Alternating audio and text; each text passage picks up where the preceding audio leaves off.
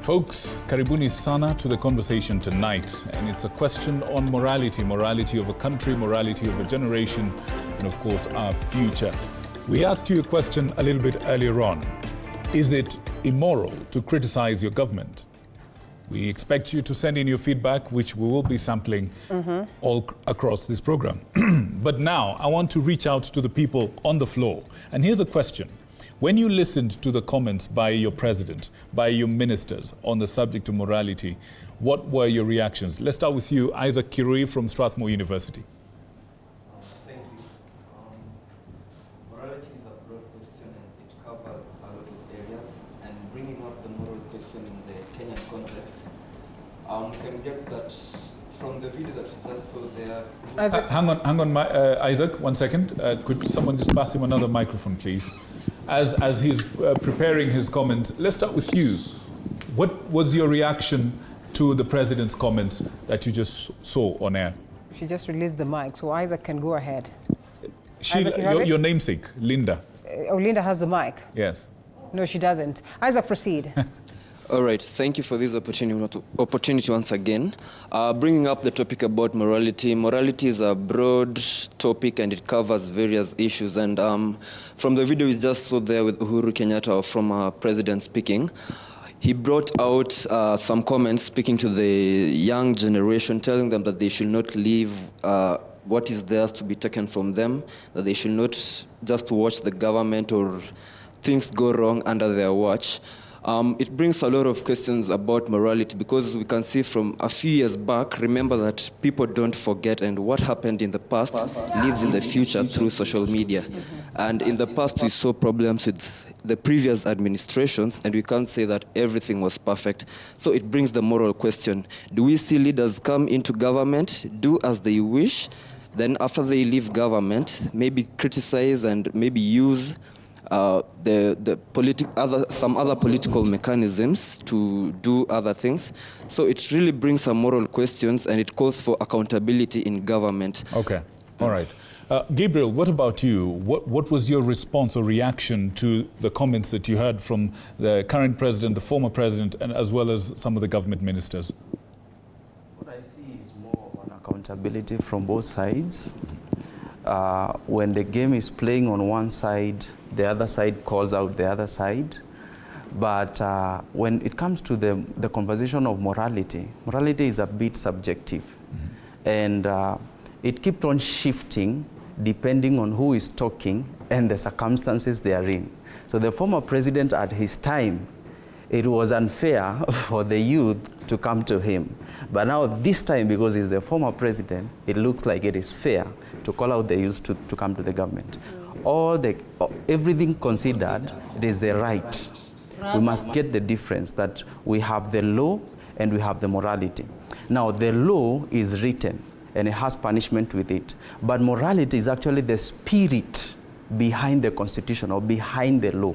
Why it was written and why the people that were putting together, what they had in mind. And that is what we should work with, the spirit and the emotion that was behind the law and the constitution. All right. And in a moment, Ms. Mwango, please pass the mic to her. Talk to me about your response and your reaction to what you just heard. And I believe you've heard it before in the course of the last few weeks. What was your sentiment? My reaction to all that I've heard is we are talking about immorality in the youth, but we are not addressing why are they behaving in a certain way. You know, for me to do something has to propagate it. If I'm reacting to something, it means something is happening. But what the government is not doing, they're not addressing the main issue. Instead, they are pointing fingers at our reactions. Yeah, so that is the main concern here. All right. I saw Reverend Kanga nodding his head quite strongly to that. Why? Yeah, I wanted to think her line. When I heard those statements, my question was, why do people get morals? Being a religious person, the Bible that I preach says, parents teach your children. And who are the parents? The parents form up the government. And so when we talk about morals, parents teach your children. So are we really saying that we have failed? Because when we talk of morality, I'll not talk of morality as a parent. Let's teach children. What we are saying that as parents, we have failed. Because what we need to do, we are the parents in parliament. We are the parents in county governments. So how do you teach morality? We teach morality by what they see. Not what they see not from the blackboard, but what they see us doing. If me as a parent, me and him, we are throwing seats to one another in parliament, and then me and him, we are what we are today, and tomorrow we appear. Today we are as poor as a church mouse. Tomorrow we are swimming in money and we cannot explain to them, then where is morality? So morality is chapter 6 of our constitution. If we adhere to chapter 6 of our constitution, then we can tell parents, Kenyans, let's teach our children through chapter 6, adhere to it. Let's teach our children by not throwing chairs to him. Because immediately I throw a chair to him, son will tomorrow throw a chair to the other, and that's how we solve issues. Let's talk about morality. We are talking about abuse, where we say they're abusing us. But the question is, before he abuses, before he puts me in the casket, I've already put him in a casket. Because if I mess up with the leadership, if he cannot get food, if I have a problem with his paycheck and I mess up with his situation, if he has seen somebody in Shakahola, he has seen somebody in a sack, in a quarry, then I have told him this is what's supposed to do. So before he puts me in the casket, I've put him before. And you know, it gets complex because then chapter 6 of the Constitution speaks about integrity. Yes. And these leaders, we are the ones who go to vote. We are the ones who install. So then if we're going to tell them that, well, they lack morals and we have installed them, then it goes back again to the electorate. And I would want to come with a question to Hussein. Hussein, this is perhaps not different or perhaps not new, that even with the baby boomers, we've seen them going to the streets and saying that this is what we want in terms of governance and everything. So what is this difference that is there between the activism of, or what you would consider activism of the Gen Zs today compared to the traditional approach or the traditional movements that we once saw? And just how then do we get ourselves to a point where we leverage on this to make the best of the moments as opposed to seeing the negativity that we witness today? I think presently we're living in such historic times. And not just in Kenya. We have to recognize that what's happening in Kenya is happening across the world. The youth are taking over. The problem is that in Kenya, the older generation are refusing to acknowledge and are refusing to hand over power to the younger generation. If you look at the example of Canada, for example, I believe the Prime Minister is not even 50, and he's stepping down and asking people to now give others a chance to lead. In Kenya, we have people who are very old, some of them even campaigning right now, maybe at the age of 80, to be the AUC chairperson. So then what happens to the children? What happens to the grandchildren? You know, most of our leaders in Kenya, particularly in Africa also, they are 60 and above. These people have reached the retirement age. They've gone beyond what they're supposed to do. They're supposed to be looking into other avenues of helping society, go into private practice, help the younger generation, give out your wisdom, your experience, so that these younger generation individuals can then take over. And since we are known to do the copy-paste kind of thing, yes. One then would want to take the most recent case or example and ask you, just how old is Trump? Yeah, I mean, it's true, of course. Trump is, I don't know, probably 70 or 78. I'm not sure, yeah? And, you know, you copy examples that take you forward. But look at all these governments and look at the cabinet that will be announced. I am sure you will have young people there. I think the other day on social media, people were comparing Kenya's ICT cabinet secretary to South Africa's cabinet secretary, a young lady, I think, in her early 30s. You see, so these are examples. And in Kenya, we have a clash of generations. We don't want to accept that, you know, we have youth who have gone through free primary education. These youth are educated. They know nothing else other than the new constitution. You see, some of us lived in the old constitution and we only know things that are done in, you know, abducting people and killing them and stuff like that. But this generation is very well informed. They understand what is happening. I think the other day it's the Speaker of the Senate who said, asiyefunzwa na mamaye hufunzwa na ulimwengu. But we want to tell him also, mtoto mleavyo ndivyo akuavyo. You are thieves, you are corrupt, you are liars as leaders. In fact, this generation has done such a great favor to this country not to follow the example of the older generation. What they're doing is criticizing with facts. And the problem is that because they're doing this, you feel threatened. And rightfully, they want to take over to bring in a new way of doing things. So I believe that the young generation in this country are on the right track. We need to encourage them to continue criticizing, and that for me is patriotism. Patriotism is not loyalty to your government. Patriotism is loyalty to your country. And the boss of the government reminds the parents that, hey, you have slacked somewhere, and I want to assume that even the leaders are parents. Dr. Maina, have the parents failed in a way? Because then, I mean, where did the rain start beating us? I'd like to answer this question of morality, citing the values of the wise, which include trust, caring, respect, fairness, courage, and honest. I know our leaders may have a problem in understanding that because they choose not to. But what I think that parents have not failed, and one, somebody has failed somewhere, not our teachers, not our parents. But what our youth do is that they do a simple thing that man can see, man can do. And the man can see, man can do is what has happened of previously and even currently, because you see that parents say, don't do this, and they are doing. So the youth will emulate what they see, not what they hear. And because we have a problem in being honest, in being trustful, that's why you can see our country has lost the values of the wise. They have lost the virtue of morality, and they have turned to be immoral by being converters, by being thieves, by being untrustworthy. But my simple thing is, if we can go back to where we lost the anchor, is that we should tell the youth the truth. We should be frank. We should be fair. And we should be caring. You don't become caring by abducting somebody or instructing abduction and then insinuating that you don't know who is doing that. Well, we'll come to you, Daktari, and even as Victor comes in, Omansa, the question then is monkey see, monkey do. That, oh, you have done this, which is wrong, then we'll as well do that, that is wrong. Then do we have a country that we foresee to protect? Do we have a future for you who are the youth of this country? You have your mic. Thank you so much. They say that at 18, it's the age of maturity for any person, any Kenyan citizen. And today I will want to politely differ.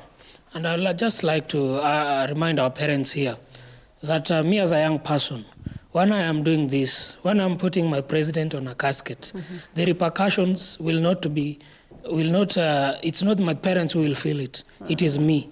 For the past few days you have seen, allow me speak in Kiswahili, watu wangu ushago wanacheki. For the past few days, you have seen vijana wadogo ambao wanakuwa abducted, wanashikwa. Hakuna wazazi wengi wanashikwa hapa eti huyu nini. So when you tell me that my parent has failed, it is not my parent. It is me as a young person. Most of you, you're used to me maybe criticizing the government. But there's a limit, there's an extension that I should criticize the government. It is good, we can always call out the government, you have done this and this, but they say that no, the freedoms have limitations. So I cannot go to an extent putting a president, maybe having a picture of him being naked or whatever. That is so wrong. So as a young person, what I'm trying to remind my fellow colleagues, even as you do that, yes, people will shout at you, but you will suffer alone. You will go to jail, you rot in jail, and you will be alone. You will not be there. No parents will come to visit you na mkate na soda ama na maziwa, but we'll rot inside there, na sisi tutakuwa hapa nje tukisema Ruto tano tena. Oh, interesting. Umansa, I have a question while you still have the mic. Umansa, what happened? Umansa, I have a question while you still have the mic.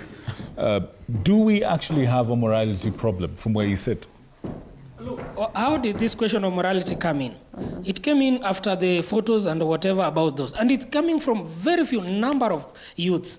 Awezi pita hata 10, awezi pita hata 10. Those people who have posted that, who have started calling out the government and doing that. So how about these millions of youth? How about we focus on this so that these our church wenye wako hapa, because they are over 18 and they can face the rule of law. I mean, taking them to court, giving them a judgment and all that, teaching them a lesson so that wakue lesson kwa wengine.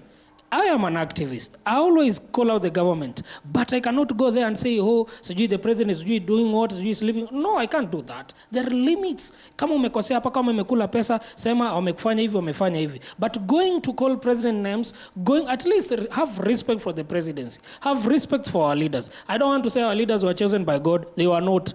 We are the one who chose them. But since we chose them, can't we respect them and give them time to deliver instead of wishing them the worst? Then, kama tuna wish the worst, we are wishing the worst for us. Because sisi ndio tuliwa elect. At the point of giving them mandate to do that, tungeachana nayo. All right, interesting, and we'll come back to explore that in a second. I want to bring in Mwalimu. What are your views to what Omwansa and the rest of the speakers have said? Okay, thank you. As I have just been listening for my colleague here, as a teacher, now when you are in class, you are teaching, if you meet a student, maybe he's very rude, you look for a way you can punish that student. We have many ways we can punish. So you can't just survive with one punishment, because you see, if the government is doing a mistake, it has to be criticized. So in a manner that they have to know that they are doing a mistake, but in a way of respect. So the Gen Zs, the generation we have at this particular time, they know more than what we used to know, and they know more than what we know. So as parents, for me, parents have not failed. It is just leadership that is lacking in Kenya or in the world, because they think maybe they know and they don't know. Do you think the president is justified to say that the parents, what you're saying, that they failed, do you think he's justified to say that from his point of view? No, he has to lead as an example, because he's also a parent. All right. If we say a parent as parents have failed himself, he has to count himself, because he's also a parent. Has he failed, in your opinion? I don't know. All right. Hang on a second. Now, Mulamba is back there. What's your view, Mulamba? James, please pass the mic to him. Firstly, it's very interesting that Omwansa now appears to be in support of government and whatever that is going on, because we all know that Uhuru Kenyatta crossed the fence to the sitting government a few days ago. And as you can see, Omwansa is wearing a Jubilee cap. I am certain that he was not supporting government 2 weeks ago. Now let's face it. What's your point on Is morality? Omwansa supporting government or speaking of the question of morality? Like I think we keep our focus on the subject matter. What is your view on the morality question? Do we have a morality problem? Anybody who thinks that the youth in Kenya are disrespectful, indisciplined, and immoral is supporting William Ruto. We do not have a morality problem. The youths are not disrespectful and they are not indisciplined. The morality duplicity by the politicals in this country is sanctimonious. It is despicable that they would want to flag the morality card, and we know they are worse than the average youth in this Kenya. The average politician in this country is 1 billion times worse than the average youth in this country. They are wheeler dealers. They are folks who cut deals. They are liars. We have proven that beyond reasonable doubt. They are murderers and they are abductors. There is no way, there is absolutely no way they are going to flip the card on the young people of Kenya, and there is absolutely no way on earth they are going to flip the card on our parents. Our parents have done a good job, and they have instructed us into virtue and into values, and it is these values and virtues that we are translating into government. We know what is supposed to be done, and we can see that they are not doing it, and we are calling them to account. They actually nettled and peeved that we are calling them to account and we are the age mates of their children. As you've seen what happened between William Ruto and Peter Salasya yesterday, you would understand the normal thinking of the old politicians, that the younger generations should not call us to account. That Peter Salasya is inexperienced, and because he's just 3 years into office, he does not hold the right to call out William Ruto, and he does not have the right to tell government that SHA is not working, that the new funding model for university students is not working, and the rest of the entire economic sector we have in Kenya. And that is exactly the problem, that they do not want to be told the truth, that they do not want to be held to account, especially by young people as young as we are. Rotich. All right. Rotich is Well, burning. I can see there's a lot of nods here. We'll come back to a second. Let's hear from Rotich, then Glenn, then Linda. Thank you very much. I hear where the president is coming from when he talks about the current situation and trying to correlate it with there being a morality issue in Kenya. And, you know, morality is social. And anything that is social is normal. So that now when the young people in Kenya are going out of their way to criticize the government in a way that has not been, you know, the norm in the country, then it appears antisocial and therefore can be deemed to be immoral, because morality differs insofar as context is concerned. But now it is Jean-Jacques Rousseau who tells us about the social contract doctrine. That now it is the public, the citizens, who give the power, donate the power to the politicians. So that now when the politicians are not going in tandem with what the public is desiring, then mass dissent is experienced. So that when we even say that the young people are emulating the politicians or their parents, it is my opinion that the young people are not emulating anyone. Because the things that the young people in Kenya are doing have never been experienced in Kenya ever since. Because the way that Orengo and the likes were dissenting, you know, against the government in the 70s, in the 80s, is not the way the young people are doing it today. Even our parents are shocked where we are deriving this particular confidence. But again, we are saying that we have to have limits to some things. We understand that. We have to adhere to Article 24 of the Constitution on limitations of rights. We understand that. But when a young person does not limit their exercise of their rights, killing them or abducting them is not the way to go. So the young people are not emulating anyone. We do not have a morality issue in Kenya. Our parents have not failed, because our parents are even learning from us these days when it comes to checking the government, and it is the political class who are out of order and they have to be checked. All right, let's hear from Glenn and Linda, and then we'll shift over to hear from the rest of the public back at home. Glenn, over to you. Thank you very much. As a student leader in Kenyatta University, I would like to start by saying the youth of this country are morally upright. The issue of morality is the principles that define good or bad. A few days ago, the Honorable Oscar Sudi said that we are putting the president in a casket. We will get there before the president. We want to tell the government they have already put us in a casket. They have already killed us. They have made the education system not to work in this country. We are having an issue of the new funding model. In my school, we have first years and second years who cannot pay school fees. The issue being the new funding model. The president said that he will make the education system in this country cheaper, affordable for an hustler. The president, my question to you, is this affordable? Is the prices that the students of the new funding model paying today, is it what you are calling affordable? Then you have lied. Then the issue of morality comes in. Then the president here appears to be the immoral person instead of the youths. Second thing, the issue of the students in the universities, the help. The president had promised that we will be getting our the help loan on time. At this point, most of the students are not getting the help. Or if you are getting the help, you are getting it so late into the semester. again, the issue of morality comes in. When we ask the president, why have we not received our help money? Then that becomes an issue. All right. Linda Chepkoech, let's hear from you. I think we are rather focusing on going further on what the morality should entail.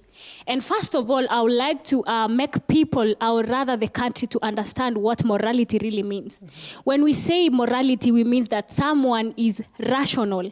And the faculties of rationality are the intellect and the will. And when we say the intellect is when someone has the power to know what is good and what is bad. And when you have the will, the other faculty of rationality is when you are able to make choices and know the consequences of what you do. Now, let's come back. Putting the president in a casket. Now, you look back and see whether that thing is moral. That thing, of course, is immoral. Because from the fact that you've taken someone who is not yet already at the deathbed, that is something so serious to think about, first of all. Let me tell you an example. During your time, or we can rather say during the post-colonial times, there was no, the technology was not so advanced. But right now, since there is a creation of the AIs and the things, the advancement in the technology, now the Gen Zs are coming to think that when we use the AI to do what we want, they don't focus on what the consequences will be. So I would rather ask the people, or rather the youth or people putting the president in the casket, that they first of all must look at what the consequences are. You are not supposed to make someone die before their time comes. Okay, you might say that the president has problems, but now I would like to ask people that we have to, our work, in the next Vision 2030, we want to see ourselves not as a third world country, but we want to be, people say Americanization, if you've heard. So therefore, if we need to be in the place where America is, we need to pray for our country and ensure that whatever we do gives us the accomplishments that we'll be smiling at in the year 2030. I have a question for you, Chepkoech. It's okay. One would argue, and I think it's been said here, that the severity of the situation in the country, the pain that the youth of the country are feeling, justifies the expression of the visuals that have been spread all around, that have offended the president. What would you say to that? Thank you so much for bringing back the question to me. The way I would handle that, we can say that the situation in our country is worsening. But there is a way to speak out to the president to tell him that the situations are worsening. And when we speak to the president in the right manner, not putting him in a casket, then we are trying to bring out something that is more clear, rather than making things to be vague. So I would think that morality should be something that should be more focused. People should be able to understand what is moral. We should not focus on the immorality. We should not focus on the negatives, but rather we need to look at the positives to be able to bring our country and focus on what we are aiming at during the Vision 2030. All right. All right, Ruth and Jim Jeff, sharpen your wit. Let's listen in to what other Kenyans have to say, and then we'll be coming back to you.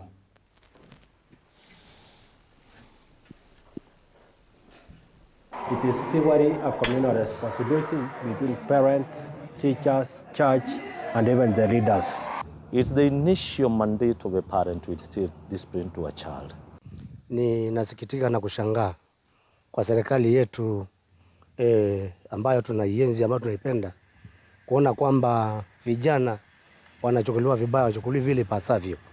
Kwanza tumeona rais wetu akitoka waziwazi kabisa na kusema vijana ama wazazi waangalie watoto wao. Hili ni jukumu letu zote kama taifa, kutoka mzazi na taifa kwa jumla, kuangalia maslahi ya watoto wetu. Mtu aliye na jukumu kubwa pale ya kulinda mtoto ni mzazi. Mzazi tuseme ni mzazi pamoja na serikali, kwa sababu mzazi mtoto wake anamlea nyumbani, akimleta shule mwalimu ndio anachukua jukumu la kumlea akiwa shule. Alafu hii serikali inastahili kusaidia yale ambayo kidogo mzazi inakwama. Serikali imelinda mtoto katika kuzaliwa, mtoto amezaliwa na mama, amezaliwa na baba. Kwa hivyo serikali inabeba tu ile majukumu ya kulea huko mbele. Na ukiangalia mwalimu pia umepea na ukamwambia mtoto vile alivyo. Hasa katikati ya mwalimu na mzazi na serikali, unakuta mwenye anataka abebe ujukumu ya mtoto sana ni mzazi. And I think the moral responsibility is a collective, where we combine the parents together with the teachers, but more so is more of the parents. But the drum started hitting us when there were rules that were changed, where right now every parent is defending his own child. Hasa katika ukuzi wa maadili, najichukulia kwa cha msingi sana, wanaofaa wahusika wa msingi sana ni wazazi, ambapo wazazi ndio wana jukumu la msingi kukuza maadili ya watoto wao. Na inapokuja katika walimu tu ni wale ambapo tunahitaji kuwasaidia wazazi, kwa sababu muda mwingi sisi ndio tunakaa na wanafunzi hawa, na wanafunzi wanapozidi ama wanapopotoka kimaadili kiasi cha kwamba walimu hatuwezi kuwarekebisha, huwa tunawaita wazazi, ambapo tunamuuliza mzazi, wewe kwa kiwango chako unamjua vipi mtoto wako? Right, and the events of June 25th are clear in our minds, and also listening to the Kenyans and listening to the youth, you realize that indeed they are valid concerns. You would look at them and see the latest entrance into the job markets. And if they're not going to find these jobs, then what are you telling them? They must raise their voices to address the same. But then we want to understand just how best can we transform or transition this criticism and get the youth from being just critics, but equally change makers, without alienating, the current government or the forces that are in government. Perhaps you would come in, yes, Rev. I think when you listen to our children speaking, it's just like home. The child is crying. The first thing is to understand why this child is crying. After you understand why he's crying and why he's expressing himself beyond, I will not stick on the issue of the gasket or not the gasket. The gasket is just a way of expression. Of course it is wrong. I not want you to put me in a gasket because my children will be so shocked. But you are only telling what's at the back of your mind. You are expressing yourself. To me, where we are now as a moral issue is to ask, why has it gone to that extent? How did we get where we are? We got where we are as a nation when we refused to adhere to Chapter 6 of the Constitution. Mm-hmm. And then these individuals are smarter than our days. They can see beyond. For sure, when we are cheating, they know we are cheating. When we are playing games, they know we are playing games. But now also, our children, now that you know that, the best thing is that you don't shout beyond. The best thing is to come. And then I come, we have a national conversation to find out what is the next course of action to agree. We'll not agree because you have put me in a gasket. It will do nothing. Actually, it's just an expression. But we'll agree because I have seen you, I have analyzed you, and then we come home and agree, this is how we want to run. This time is not for me to ignore. I can't ignore you. My child, I can't ignore you today. I want to bring you, I come, we agree. What next? So that we can be responsible, so that even that what we call freedom, that freedom must also have responsibility, must have some checkpoints, so that you also don't go overboard to destroy the fabrics of our nation. Okay. There are psychological implications to this and a lot of other implications. Do you suppose then that as a country we could even imagine of being ripe for a sit-down, a proper sit-down one-on-one, looking at the events that played out last year, mid last year, coming to this very point, and the youth almost assumed that perhaps they were going to get a listening ear from the president. Well, while the finance bill was withdrawn, I doubt there's much we have seen in terms of even incorporating the youth themselves into the spaces of leadership. Yes. Okay, in my view, let me give it a balance. When people are educated, when people have learned, but there are no legitimate ways for them to make something for them, there are no legitimate ways to get opportunities, the outcome is criminality. Because these people are being pushed to extremes. Imagine someone who has had a loan, has studied for 4 years, then they come out, they can get an opportunity. Then when they are in an interview, someone just steps in and calls someone who is somewhere, and they get a job and they can get a job. How does that someone feel? So these youth or the Gen Z are trying to say we are not being heard, there are no opportunity for us, and we are dealing with a very different group of people. In the past, the norm was that the children or the younger ones never challenge the older ones, even if the older ones are not wrong. But in this situation, we have the younger ones pushed to the wall where they either break or break something. And what we are seeing is the outcome of that push. So what we need to do now is sober up, both the older generation and the younger generation. Sober up and say, man, we are at a bad point. We are at a crossroad, and we need to sit down and listen downwards, and they need to speak upwards so that we can have a conversation that is growing.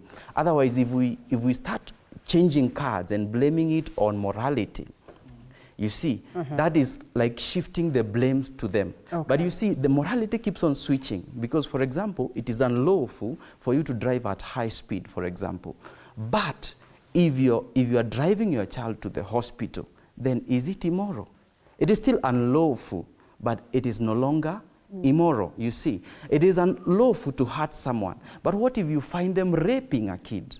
Then it becomes morally right to hurt them to save the kid. So we are having a situation whereby it is like two wrongs, and we have to accommodate each other. Instead of calling each other out, let's come together and reason out, because I know that the youth are really pressed at this point. You know, I spoke to Mulamba sometime, I think last week as well. Yes. He was so rigid, and he said that we're not about to make an about turn. Correct me if I am wrong, Mulamba, but allow us to as well loop in Ruth and equally Jeff, just get to hear whether they are willing, or the youth, or perhaps the country is willing to come to a point of striking a balance, accommodating a proper conversation that is going to preserve our nation, if not the people. We begin with you, Jeff, as you, yeah. Okay, thank you. The question of morality is a very multifaceted topic. And as we all know... Please unmute the microphone. Is it on? Yes, good. Okay, thank you. I was saying that the question of... Not just yet. It looks like we still have to fix that. Ruth, you can take it up. Yeah. Thank you so much for that question. Let me start just for a few seconds addressing the issue of morality, and I will second the person who stated that morality is subjective and it changes with time.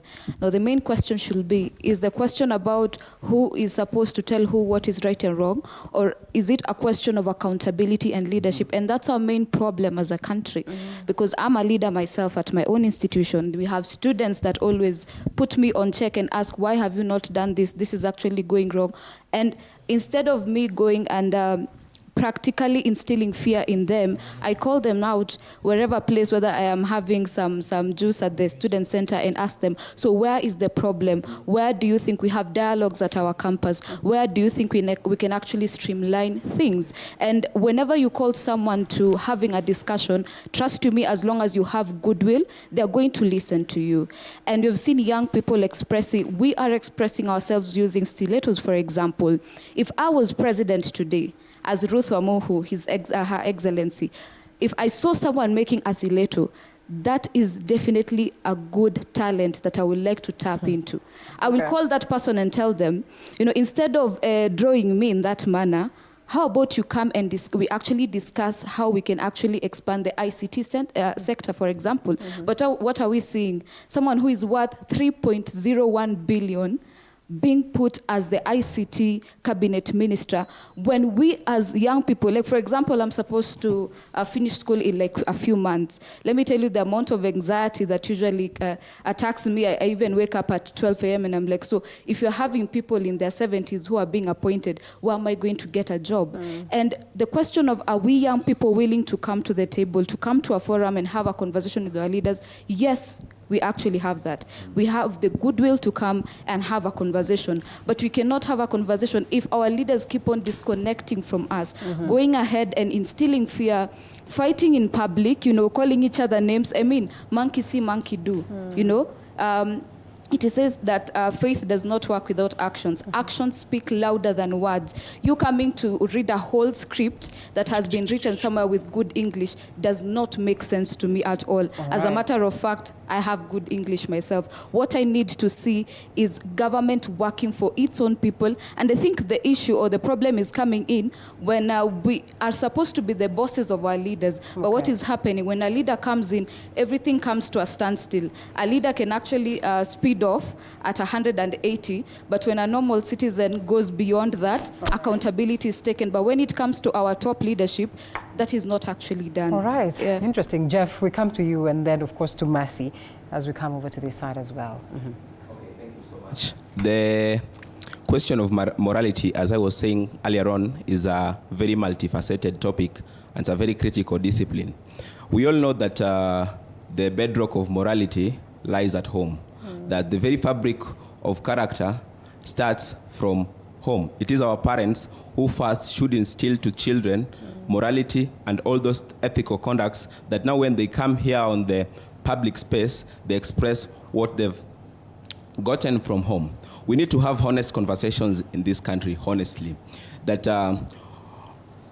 anyone who has got eyes and ears, honestly, I don't think anyone needs a brain to know that something is moral or immoral.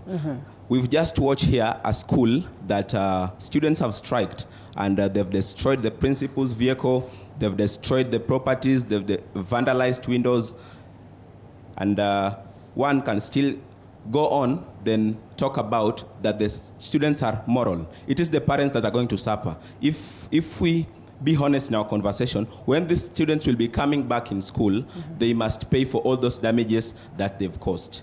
But get me, if their parents, they get back home, then their parents support them for what they've done. But it is the parents who suffer. Sometimes back, the horse has not even bolted. Schools were being banned just because students were being denied opportunity to watch Arsenal and Man City Premier Leagues. The schools were being vandalized just because the principal has refused to let students watch movies in schools. A lot of things happened, and all these things were just let to go that on the view that students were right.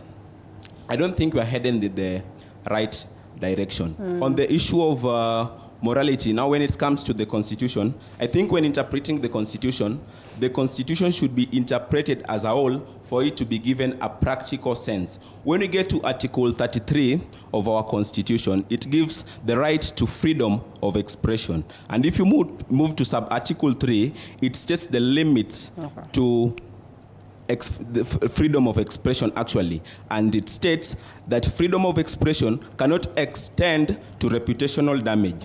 Now we go to Article 31, which talks about the president. The president is the symbol of national unity.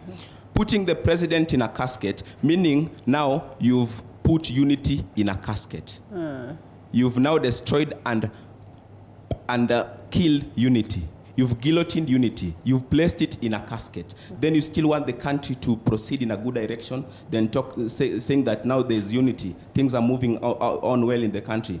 When already you as an individual, you've already killed unity and placed it in a casket. Interesting. I mean, we can do better. Well, Mercy, you take it up, but I hope the gentlemen are picking up some of these points, because then we'll want to treat them as questions raised by the youth themselves demanding for answers. Mercy. Thank you so much for this opportunity. It's all right. You can hear me right now? Yeah. Yeah. So when it comes to morality, I think what the government needs to face is what we call infantilization. Infantilization is whereby they treat us as we are kids. If you check very well, we have what we call Erikson's theory of psychosocial development. Right now, most of us, we are in the stage called identity versus confusion, and also relationships, right? So we are entering into workplace. I'm HR by profession.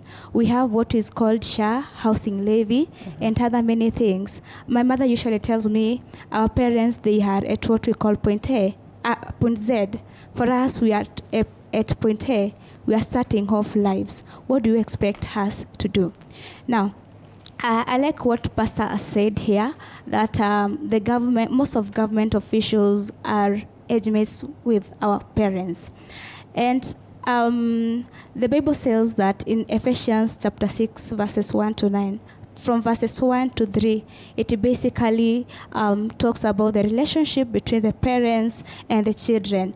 And I have a problem mostly with the religious leaders and also government officials, because they mostly emphasize from verses 1 to verses 3, where it says, children obey your parents, but they ignore verse 4, which says, and for you fathers, do not provoke your children.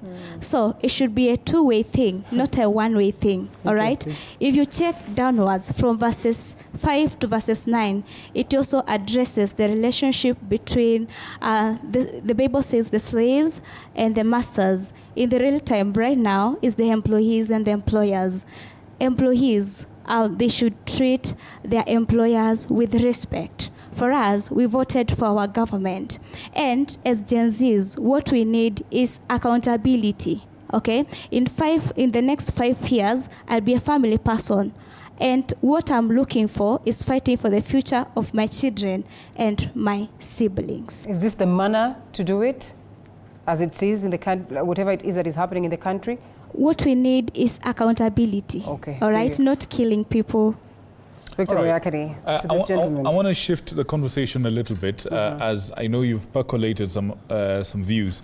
One of the things the president said in connection to the subject of morality was crime and the high rates of crime that have shown up in the last few months. And he connects that to degeneration in morality in society. First of all, is the president justified to connect morality to high crime rates? Number two, what solutions should be there to address that scenario? Let's start with you, Mwalimu, and then Hussein.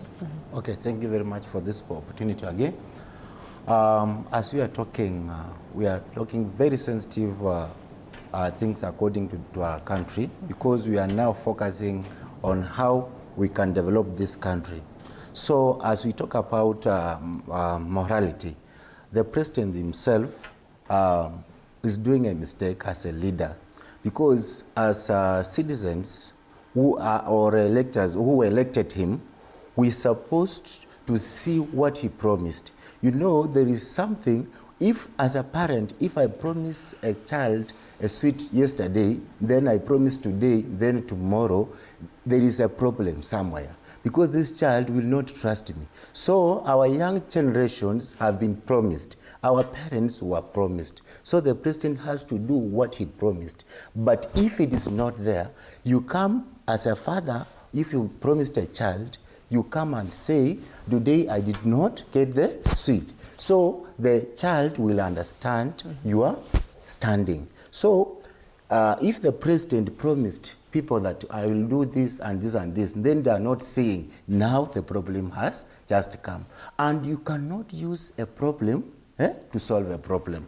Because I can see some leaders, not the president himself, but even the team, even the former president, even the other who are there. So we have many leaders who are using a problem to solve a problem, but they cannot solve a problem. In fact, they are creating more problems. So as a country, we are burning our country.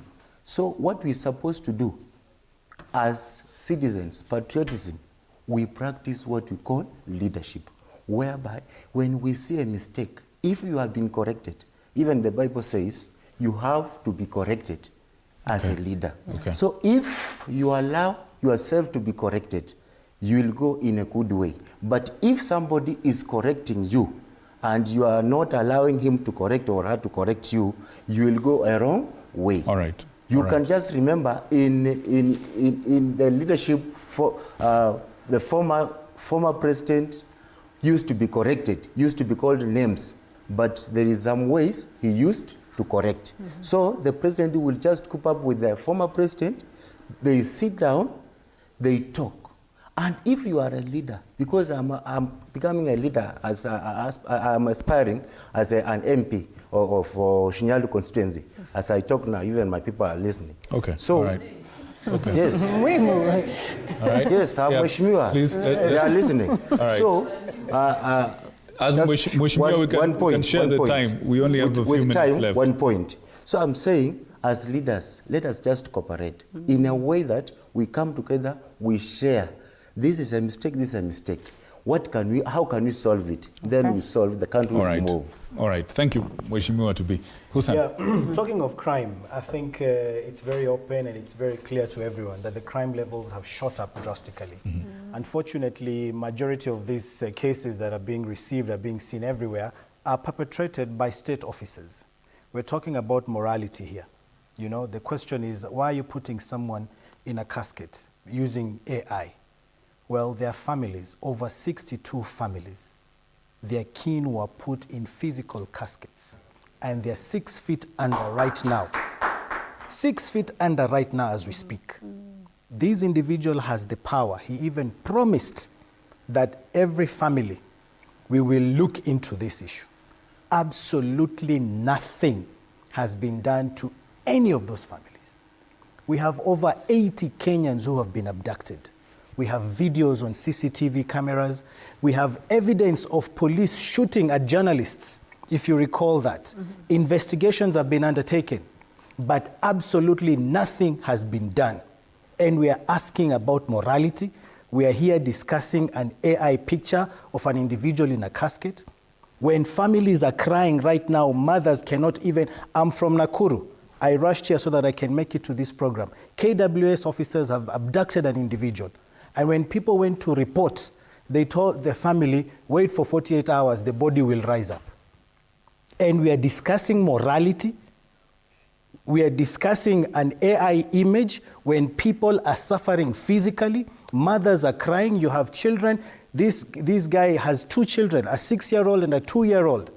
The wife right now does not know if she has a husband. And you have individuals in offices who can do something to bring justice.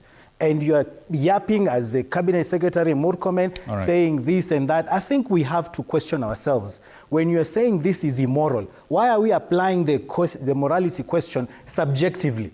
All right. You want morality on social media, but you don't want morality in actual life, where people are suffering and you're doing nothing about it. So I think we need to ask ourselves these questions twice. All right. Do you think there's a connection between the rising crime cases and the degenerating morality, according to the president? I think the issue is threefold. Number one, the first issue is the issue of corruption in our country. When opportunities are literally being denied from people and they are left with no options, a lot of time they end up degenerating into crime and this kind of things. So when opportunity is being taken away or not being provided, there's little you can expect from that. So that is number one. Number two, there is that issue of parenting. Parenting is a small issue because it treats the child from 0 to around 18 years. But once they are released into the world and they are pressed, then the way they react back is different.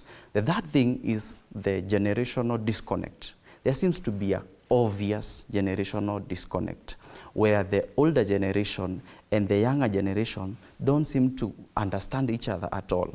And what we are actually headed to is a generational crisis. We have Gen Z and we have Alpha that is coming up, who are speaking a totally different languages, are very well exposed, very well learned. They can get information from wherever they can get, and they know what is supposed to happen.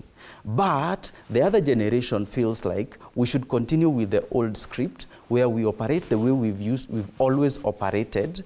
A few get opportunities, many are denied, and the rest are silenced. I think at one point, the pot will blow. So we must not allow for the pot to blow. Daktari, quickly, as you tell us something, as we also wait to see what it is that the people have to say. Yes. And we ask ourselves, how do we address this generational gap, in our very own capacity as it stands? Because yes, we must admit all generations at this point.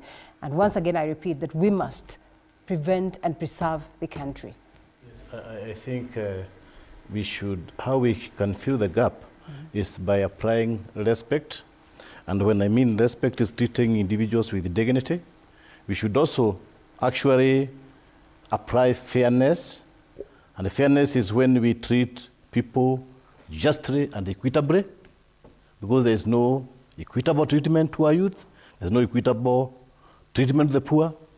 Parents are crying because of the shambles in the education system. The poor cannot access education. The children of the poor, our children, cannot be able to go to the universities. Some are still at home. 1 year after the intake, HEB has not been able to control the system, because what was the haste of bringing a new system when there was an old system that could have been improved? And we keep on asking if it was not being commercializing and prioritizing our university education. I come from a poor family. I represent the poor. I am not vying for any position, but I request for equitable sharing of resources. Because if we don't equitably share resources, then we are destroying a generation. I also call upon the government to be fair, because it is also very immoral to bring a system of education known as CBC, whereby you cannot divine it. Nobody knows what it is. Nobody knows what is a pathway. The secondary schools doesn't know their strength. The primary schools doesn't know what to do. Okay. And everything has been commercialized. So I think it is important that we go back to the moral question. We must actually be fair to one another. Fair enough, Daktari. Asante sana. Allow us to Yes. just go to this, and then we'll come back to you, Rev, as well as the three gentlemen, that is Omonsa, as well as Isaac and Mulamba. I'd love for you people to tell us whether it will be ethical then for the Gen Zs to refuse any form of engagement with government due to the past failures. And of course, we'll be coming to that, as well as just getting to understand how then we get to balance this question of activism. Let's have them projected so that we can as well respond as well, appreciate the people at home. Critiquing the government isn't immorality. It's just creating environment which is pedagogical, teaching, and of course learn to the next generation that it's actually democracy. If any leader is annoyed, let him her tell us the most so-called righteousness way to criticize the government. Coffins and other forms expressions are just sign of anger's expressions and not a big deal. What else do we have? And then, of course, hello, I am Sore Dennis from Kakamega. To me, a moral behavior is a parent who is supposed to monitor the children. Because if you are trained or well-trained by your parents to have a respect to the peoples, then, of course, how come you want to lose it because of influencers? Valid questions. Is there another one? Yes, I don't know why we are lying to the Gen Z that young people have never revolted before. Section 2A was repealed as a result of youth revolt. More than 20 young people were shot dead as a result. Others were jailed and some maimed. A number of individuals who were arrested in relation to Mwakenya activities were equally activities were equally young people. Let's give our young people the right history so that they also learn and appreciate past efforts. And it's a fact that young people are putting leaders in coffins because of other avenues, or other avenues haven't worked. Defiance is a strategy in war. Beautiful. Well, let's allow us to go back to this. I know there's a lot of feedback, and the reality is that we began by acknowledging that this is not new. It's just that we want to understand what is the difference between what is happening now and the traditional way of revolting. Once we come to you quickly on that matter, would it be proper for the Gen Zs then to have a sitting with government, or perhaps they should say no because of what they have witnessed historically? Actually, saying no, it's immoral. Saying no, that you can't sit the president, it is immoral. Like I repeat again, we gave him work to do.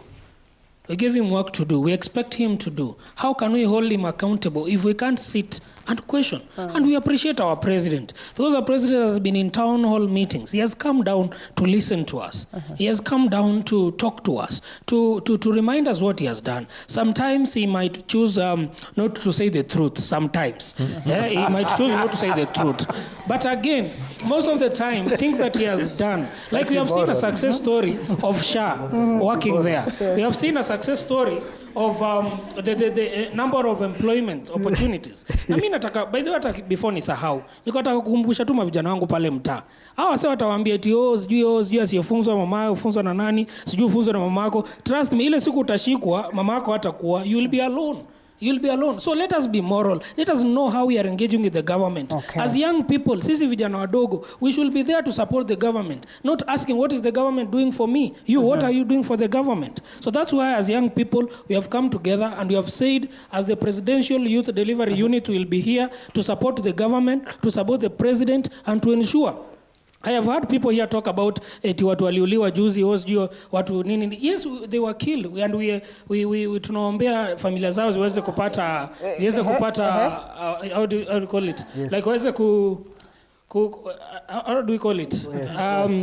Yeah, strength to and peace and all that. I'm sorry, okay? But again, I'm just asking our youth. We are not ready to bury more young people.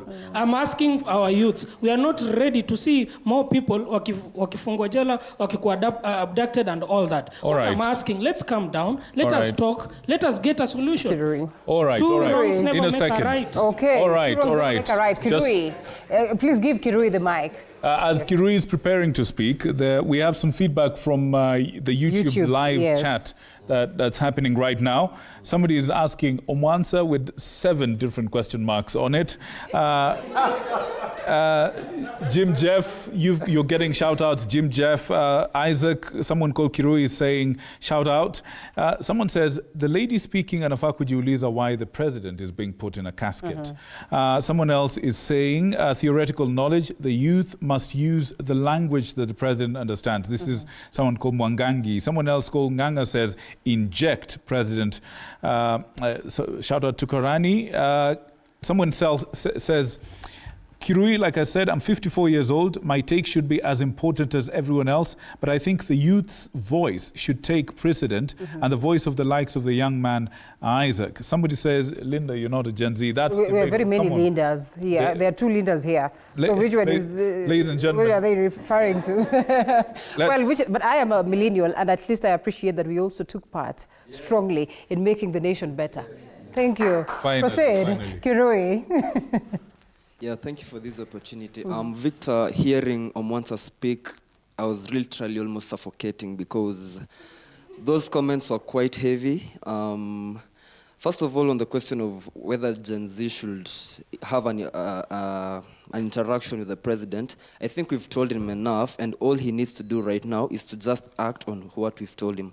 Omwansa says that the president has come down to town hall to listen to us. We don't need you to come down to town hall to listen to us. Everything is in the media. We've told you what we want. Just act. Let me reply to Jeff. Jeff said that the president is the symbol of national unity, and putting him on a casket shows that unity is in a casket.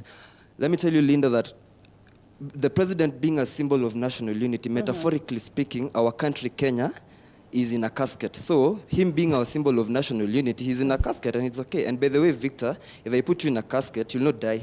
You're still alive. It's only a picture. Come on, let's just be realistic. You won't die. And I think what we need from our leaders today is that we don't need content creators. We need leaders with a true vision for our country, leaders who are taking us to the tomorrow that we want. We don't want leaders who are going to turn this country into a banana republic. We don't want leaders who are going to take us to where some countries in Africa are in a very bad state. And so, Victor, our country is in a very, very sad state. And as Gen Zs, you're saying that it doesn't end right now. We are going, we just got started, we are gearing up, and sema kimeumana. All right, as Mulamba's come, let's have a listen at what the Reverend Rev wanted to say something, yes. I think I just wanted to answer the issue. Is crime connected to the level of morality in the country? I wanted to say yes. How is it connected? Simple as this. There is the issue of SHA. There is that lady in Kenyatta Hospital who was crying and shouting before the cabinet secretary, saying it is not working. She is angry. She feels frustrated. If she's not able to pay and she's not able to meet her need at that particular time, she can do anything before she gets to her house. So what do? Just let's listen to them. Please, let's turn away from psychophancy and look at reality and then discuss. She gave us, because she seemed to go to church, she gave us a scripture that we need to follow. And that scripture suggested you talk, I talk, we agree. Not you tell me because you are big and I go with what you want. And you abduct me. what I'm saying, you speak, I speak, then we come together and move together and be able to build the nation together. That unity can be discovered. But unity... Well said, well said, well said. Lamba, quick as we can. We're just about to wind up, and then we'll come to Ms. Mwango. And Lamba, remember, please. yes. Actually, let's start with Ms. Mwango, please, quick as you can. Okay, mine is to our leaders. Can we exemplify the molarity that we are pushing to the young people? And I am a Rotaractor, and there's something we live by. It's called the four-way test. Of the things we think, say, or do. Is it the truth? Is it fair to all concerned? Will it build goodwill and better friendship? Will it be beneficial to all concerned? Now, before you as a leader do something, can you think about how it's going to impact the person on the receiving end? Before you abduct that person, can you think what their family is going to feel? Imagine you are shocked that you have been put in a casket and you're not killed, and another person is actually in a casket, dead. Yes. So we should be in a position where there's a conducive environment for all of us to thrive. If I am having a good education, if I am getting a job, there's no way I will start fighting. Okay, all right. Mulamba, 30 seconds, please, quick as you can, and the rest of you just nice and tight. We're on the home stretch, please. I think I will be a rapper because I have a lengthy discussion here, but I will try to be brief. We must ask ourselves how we got here. We got here because we have young people who are patriotic enough to tell the government that they are misruling and misgoverning this country.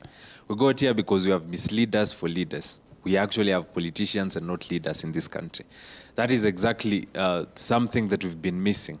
And on the issue of the president and Murkomen and a few other leaders being put in a casket, I'm asking the president and his cronies, have you seen Raila Odinga in a casket? Have you seen Omtata in a casket? Perhaps, have you seen David Maraga in a casket? Why is it that you and your friends are in a casket? There must be something so wrong with you that Kenyans would symbolize the end of your presidency by putting you in a casket. Because it's something we are not discussing. All right. Thank you for that. Rotich, quickly, my director is telling me that we're done. You have 10 seconds, Rotich. Go. I think it's rightful that politics is fought with politics. Young people should register to be voters, vie for positions in 2027. We cannot riot for the entire time till 2027 or even post 2027 to 2032. Right. Let's vote, let's vie. All right, Glenn, 10 seconds. My punchline on the ending of it, I would like to tell the president, we want to learn from you. Show us the ways that are right for us to learn from you. If you are not going to be the symbol of morality, we are going as well to inject. All right, Jeff. Jeff, quickly on the other side. And please hand the mic to the ladies. Hand the mic to the ladies. Jeff, 10 seconds. Thank you. Reverend will concur with me that my people perish because of lack of knowledge. I call upon parents to come, mix things up so that they show the Gen Zs the right way to go and let not this country descend in chaos. Thank you. All right, Ms. Macau, 10 seconds. Yeah, my call today is to our politicians. They should be leaders, not managers. They should lead by examples. And again, I want to agree with my friend here. Gen Zs, let's come out. We need to lead. All right. Thank you. Linda, 10 seconds, please. My lead is to the leaders in the country, that they should try and teach everyone what morality is. And another lead is to my parents for raising the moral person I am right today. All right. Yeah. Excellent. You had to inject. Final thoughts, 10 seconds, please. My clarion call to our leaders is for them to involve young people in their activities. It is high time for leaders to be accountable. We are not their enemies. Actually, we want to see the country work. We want to see Kenya on a good map. Actually, actually being at the state where China and the rest are, because you have the talent and you have the skills. Thank you. All right. Well said. Omwansa, 10 seconds, please. As young people, let us support this government because we put it there. For the next 5 years, we will be there, and we want to see our country going to the next level by supporting it. All right. Daktari, 10 seconds, please. I think what I would say is that let our leaders take courage. And taking courage is taking accountability for results and being a front for their mistakes. Also talking straight and being genuine and ethical. Thank you, sir. Thank you, sir. Reverend, 10 seconds. My colleagues and children, youth, and all our children in the country, order. When you respect people, you respect yourself. Order. All right. Thank you. Gabriel, 10 seconds. Yes, fairness and accountability is the foundation of morality. Without it, we can't talk about morality. And the next thing I would want to say is that all youth should come out and also enter into politics. All right. Thank you. Hussein, 10 seconds, please. Gen Zs, you're on the right side of history. Stand up for your rights. Do not be silenced. Do not be intimidated. Keep pushing for a better Kenya. All right. Mwalimu, 10 seconds. Okay, thank you. Then my understanding or my point is that let the country justify things, and then the leaders that are there show sympathy, and let us just be equal. We are all equal in human beings. Let us just be human, Right. Thank you very much. inhuman. Thank you. Ladies and gentlemen, thank you so much for coming out tonight. We understand the subject matter is quite big, and I like to say the subject matter is bigger than the time that we had. But I appreciate you for injecting and saying your views in the best way possible. Asanteni sana. My name is Victor Muyakane, and from me and the team that made this a reality, we say good night and God bless you. And mine is Linda Alala, and from me and all of you back at home that have contributed to this great broadcast, Asanteni sana. Do have yourself a lovely night. Let's meet again on Tuesday. A very, very valid conversation. Good night. Good night.